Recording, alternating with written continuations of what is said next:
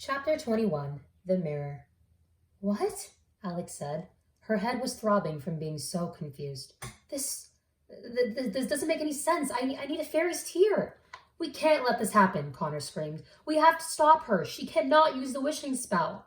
The twins struggled and fought against the ropes, but there was nothing that they could do. It was too late. The light rose off the wishing spell items and began to circle around the evil queen. No! Connor screamed. Please don't! Alex yelled. The evil queen took a deep breath. Wishing spell, I wish to free the man in the mirror, she said. The light shot toward the mirror like lightning. The whole mirror was consumed in the light for a few moments before it faded. The glass melted away like ice on a warm day. The mirror looked like a doorway into a very dark room. The twins waited with anticipation. The evil queen walked over to the mirror, keeping a cautious distance from it, but nothing happened. She got closer to the mirror, so close that the twins wondered if she was going to climb into it. Mira? The evil queen asked. Suddenly, a man fell out of the mirror and onto the floor. His eyes were closed and he was breathing very heavily. He was pale and he seemed paralyzed. It was as if he had just awoken from a coma.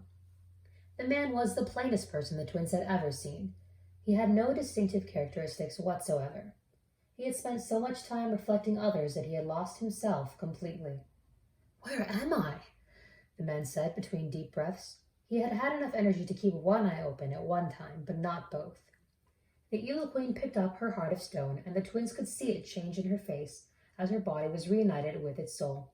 She was a different person. She was a person. Mira, it's me. It's Evely. You're free, the evil queen said. Her voice was different while she held the stone. She spoke softly and with love and affection, and tears poured down her face. The twins could see the reflection of the evil queen and the man in the mirror of truth. Their reflections weren't those of a pale man and a hooded woman who were actually in the room with them. They were of the two young people.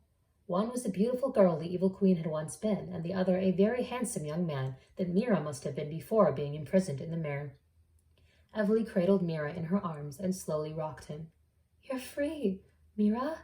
You're free, she repeated softly. I freed you just like I promised. I'm so sorry it took me as long as it did. The man opened both his eyes and stared up at her. She had only freed very little of him that was left. The rest had faded away a long time ago. Evely, he said, and a slight smile appeared on his face, recognizing the name. The smile lasted only a moment, because his eyes fluttered shut and he stopped breathing. Mira? The evil queen asked. Mira! Mira didn't move. He was as lifeless as he looked. His reflection disappeared entirely from the golden mirror. No, the evil queen said. No. The tears were running down much faster now. Come back, please, come back.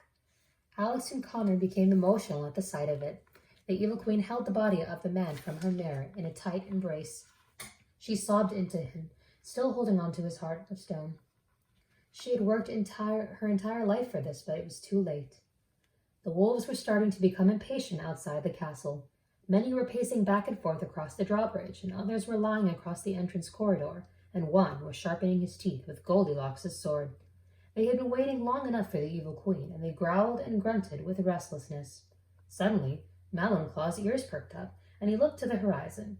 The ground was vibrating as something large was traveling their way. What is that? He asked. A cavalcade of soldiers stampeded towards the castle at full speed. The soldiers were dressed in silver and gray armor and came from the northern kingdom. They were led by Froggy and Sir Grant sharing a horse. Jack was riding on Porridge beside them.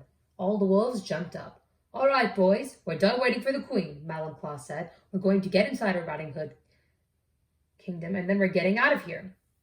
All the wolves obediently howled, and they ran into the castle. One of them pulled a lever with his mouth, raising the drawbridge. The soldiers assembled on the edge of the moat.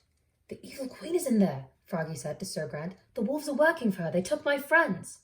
Evil queen, Sir Grant called out with his booming voice. This is Sir Grant of Her Majesty Queen Snow White's royal guard. You have 30 seconds to surrender, or we will open fire on the castle.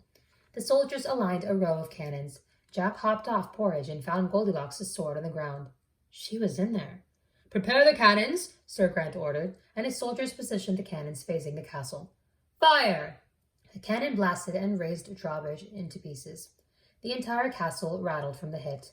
"Prepare to fire again," Sir Grant ordered. "Hold your fire!" Jack yelled. "There are innocent people in that castle. You mustn't fire till we can get them safely out of there. I have reason to believe Queen Red Riding Hood may be inside." Grant looked fearful. He couldn't have the death of an innocent queen on his hands. "You have 10 minutes before we open fire," Grant told Jack. "Get in there and save as many people as you can." Jack nodded without hesitation. If the woman he loved was in harm's way, nothing would stop him from saving her. "I'll go with you," Froggy said, secretly alarmed at his own bravery, which had suddenly swept over him. "You may need a hand." He and Froggy hopped onto Porridge. The horse took a few steps back and then charged towards the castle, jumping over the moat and through the large opening where the drawbridge had been a moment before.